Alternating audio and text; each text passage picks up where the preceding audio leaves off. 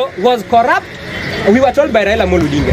Ruto was a thief. We were told by Raila Amolo Odinga. Ruto was not fit for presidency. We were told by Raila Amolo Odinga. What has changed? Wewe uliposikia kwamba he was not fit to be president, what has changed? Nataka mtu asimame hapa ni challenge. What has changed about Ruto for the ODM fraternity to support him? That is what I'm waiting for. But if nothing has changed for sure, for fact, and you are supporting Ruto because Raila supported him, there is something wrong with your brain. Tuko na wizara ya pesa. Wewe hapo mahali umesimama uko na pesa kwa mfuko wako. Pesa inalala kwa samaki, nimesikia. Wanasifu. Wewe uko na pesa. Ladies and gentlemen, you've all listened to that video. I think strongly that is from Jacaranda. Because it's where you've been, or maybe somewhere in Nairobi, where you've been having these active Bunge la Wananchi sessions.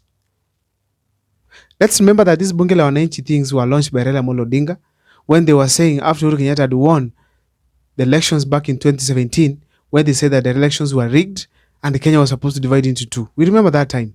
Kenya said now, Raila Amolo Odinga said, because he's the people's president, he's going to have Bunge la Wananchi and he was to launch them across the country.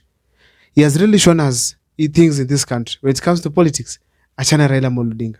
However, that's not the basis of my video here today. The basis of my video is the content of what that young man is talking about, that gentleman is talking about. He's asking some pertinent questions that I believe strongly are now worrying Raila Amolo Odinga and worrying President William Ruto. Why am I saying so? If there's a campaign that was done in this country, it's the one for 2022 elections. Raila Amolo Odinga did serious campaigns. William Ruto campaigned for 4 years. Raila Amolo Odinga as well campaigned for quite some time because he had also BBI. He moved across the country with BBI. Then he came along to collect views. And now the official launch of the campaign at Kasarani. Then the start of the other campaign now, the real campaign. So in a nutshell, there was a serious campaign that happened back in 2022. That gentleman is asking pertinent questions that I believe are going to determine the voting patterns in this country. Why am I saying so? When Uhuru was in power, the people of Central Kenya realized that Uhuru Kenyatta was also failing at some point. And that's why they didn't listen to him and listen to William Ruto. And eventually voted for William Ruto. William Ruto has gotten into power, he has as well failed. And right now, Mount Kenya, just as an example, it's going to kick him out. So the fact remains that Mount Kenya, just as an example to the rest of the country, there's something they're looking for. That is service delivery. Someone who can deliver. But the fact remains also that there are some things that were said about these leaders which are being confirmed now. For instance, for William Ruto now, which is forming the basis of this analysis. As the gentleman has said, Raila Amolo Odinga and his men, until recently, they said that William Ruto is not fit to serve as the president of this country. They even said that he did not win, he was not ready. He was not ready. And they decampaigned him even during the Mandamano after the elections of 2022. They called him names. There is trust on various media platforms that this gentleman is corrupt. We had someone by the name alias Joho who used to say mwizi ni mwizi. Na mwizi ni nani? The crowd says it is Ruto. So everyone knew that Hassan Joho has directed the people of Kenya that this guy is a thief.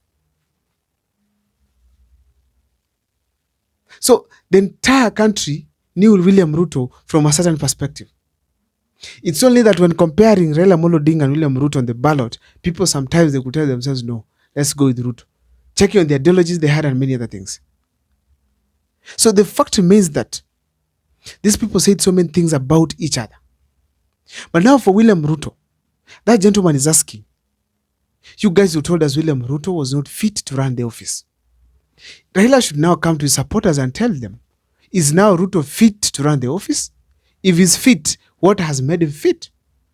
These questions are significant on one basis.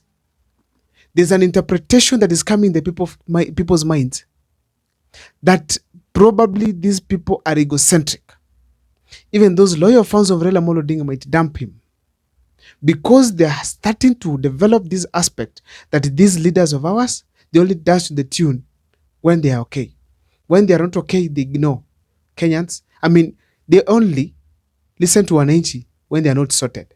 But when they have something in their stomachs, they simply forget wananchi and dance to a different tune.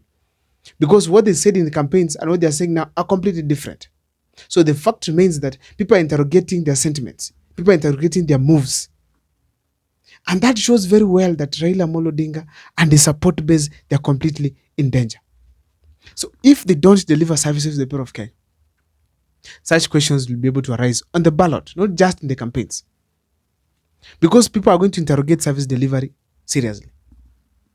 Even just from a contemporary understanding, assuming the campaigns have been launched today, and Raila Amolo Odinga is at the forefront to campaign for William Ruto, what is this thing that Raila Amolo Odinga is going to tell the people of Kenya about William Ruto? Huyu kijana ni mzuri. Huyu kijana atafanya kazi. Huyu kijana ako sawa. Huyu kijana sio mwizi. This guy is not corrupt. Remember, we had the Western Hotel issue, which repainted a bad picture about President William Ruto. As we speak today, the issue has not been sorted out. Therefore, corruption issue allegation stands. What are the campaigners going to tell the people as far as corruption is concerned? And actually, just as a warning to the Kenya Kwanza government, when William Ruto called Gachagua corrupt, Gachagua had a very nice comeback. He told him that if you want to know a corrupt person, just look at the mirror and then you'll see the face of corruption. That statement resonated well with the people of Kenya. People received it and people understood Rigathi Gachagua because William Ruto is well known in this country. So therefore, if people have such information at the back of their minds, it is very clear that William Ruto and Raila Amolo Odinga must worry.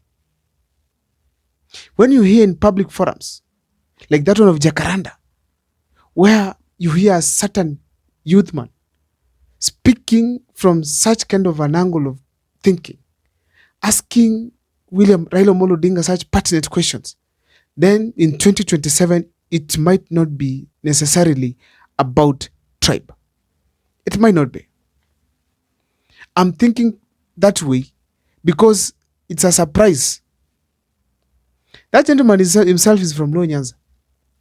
But the question is asking are pertinent. I even did another video before and told you guys that there's some things that are happening or happened, a history that cannot be forgotten by the people, even of Luo Nyanza, to support William Ruto. In the Mandamano, there was an attempt on Baba's life. The first Mandamano. In the Mandamano, there were youths who died in Kisumu, beaten by the police, and they died, and justice has not been served to those people. In a scenario where people will remember this kind of an incident, what will William Ruto get on the ballot as a vote? Nothing completely. So therefore, we cannot rule out the questions that are being raised, pertinent questions being raised by Kenyans. And this should be a great warning to Ruto and Raila combined. Because a youth from Jacaranda speaking that way, with that strong of conviction, that shows very well things are not the same. Again, for Raila Amolo Odinga as far as his support base is concerned. I don't know what's your take as far as this topic is concerned, but kindly let me see your opinion on the comment section as far as the coming 2027 general election is concerned. My name is Abel Mukwa. Make sure to subscribe, like, and comment because that is the best support you can always give this channel.